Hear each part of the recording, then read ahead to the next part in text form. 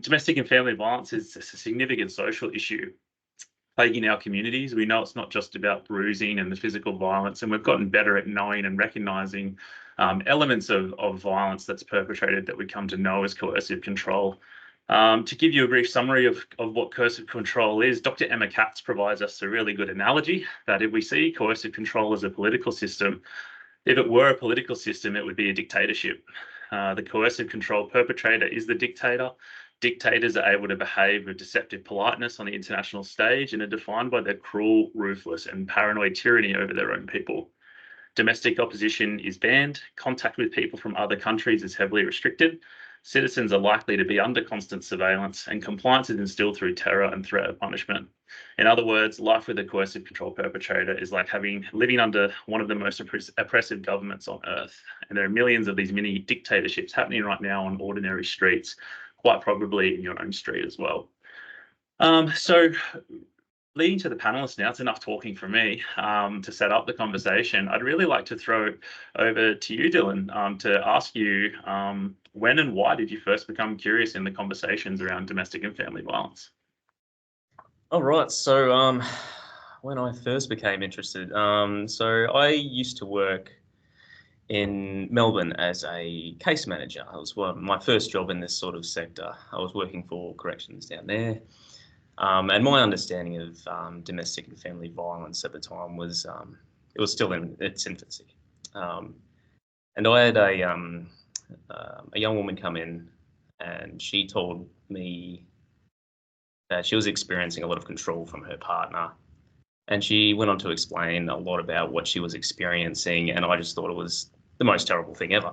I hadn't really been exposed to speaking with a victim of domestic and family violence before. So I felt like I was kind of bumbling my way through, but what I decided to do was hear her story and listen to what she was telling me. And a lot of what she was telling me seemed to really impact every facet of her life. She was unable to talk to family. The only time that she was allowed to leave the house was to come to her appointments to see me. Which, when I found that out, I was like, oh wow, that's absolutely awful. And because this is the first time I'd really had that exposure to domestic and family violence in terms of working from a case management space, I was like, okay, I need to learn more. So straight away, I was like, okay, this is terrible. I need to learn more so that I can help people that come in here and share their stories like this, that they can become safer. And that started my journey. I think that was about 8 or 9 years ago. And I've been very passionate about learning as much as I can about domestic and family violence and doing everything I can in my role to be able to help victims. Thank you for sharing. And I might just throw it to you, Adam, as well, to speak to a little bit of your experience about when and why you became passionate about these conversations. Thanks, Dean. Well, I think for me, it all started back in 2002 when I began working for Woodford Correctional Centre as a cultural liaison officer. And in that role, I was exposed to a lot of domestic family violence offenders, and not necessarily, they were inside for committing domestic family violence, but they did acts that were related to domestic family violence as well. And it was their attitude and their behaviours towards their partners and their wives and their discussions with other prisoners on how their partners should be treated, that started to get me thinking out that this attitude needs to be turned around. And Queensland Corrective Services had a cultural unit in the city, and I was fortunate to get a project role with them in the domestic family violence space, where they were putting together an ending family violence packages for perpetrators. Back in those days, it was called perpetrators. When today I'm calling them persons using violence, but in that sphere, I was able to become project officer that could was completing the actual rollout of the Ending Family Violence program.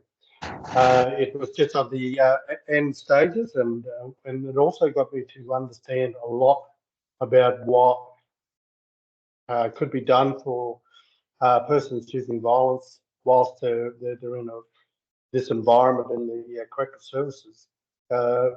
Again, the program was a voluntary program, and it was my responsibility at that stage was to put it together, train other counsellors, other cultural liaison officers, other officers in delivering the program, and it was also my responsibility to finish the program. It was actually started by a good person I know that she started it as a project officer with the culture unit team. Her name was Bino Toby, and she was fantastic in the role. And then I was fortunate enough to actually help her finish that project while she did other endeavours. And she was too good to leave in one place. She had to move on to help others, and she did. And so on the back end of that, I got that interest in supporting, especially the prisoners. So I apologise if I said prisoners, but it's what we knew in the day. But they were the persons using violence. We encouraged them to get involved, and we trialled the program. And we trialled it at Sir David Longland's Correctional Centre in the day. It's now Brisbane Correctional Centre. And it received a positive response from the participants who thought, oh, well, thanks for giving me something to work with. It was not often that they can think that the tools are actually there, they're available to them, and they can use them. And this was the case where we identified their behaviours, we identified their attitudes. These are the things that are affecting them, and we're here. Here we are. We'll offer you some tools that you can consider that may be useful to you to turn your back on domestic family violence.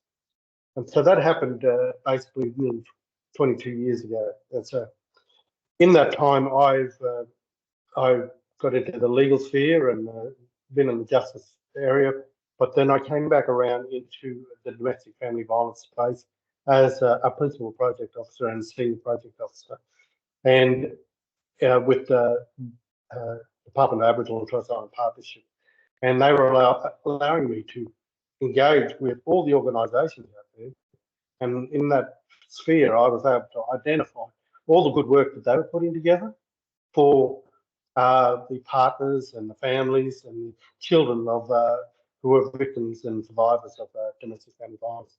So there was my interest. It was always there. I was able to train a lot of people in delivering a program. And then I went into other areas in the public service, come back around into this role. And right now I'm in a manager of cultural capability, but I'm in the Coroner's Court of Queensland, which is unfortunately the back end of results of the discussions we're talking about today. But that interest still stays with me in the shape of actually becoming a mate bystander facilitator, and that allows me to keep in touch with providing my knowledge and skills and in facilitating workshops that could assist those who are persons using violence. So that's where my interest now lies. You have such experience from the front lines to prisons to coroner's court and what happens afterwards to focusing on the role of bystanders as well. So such a wealth of experience to bring into the panel.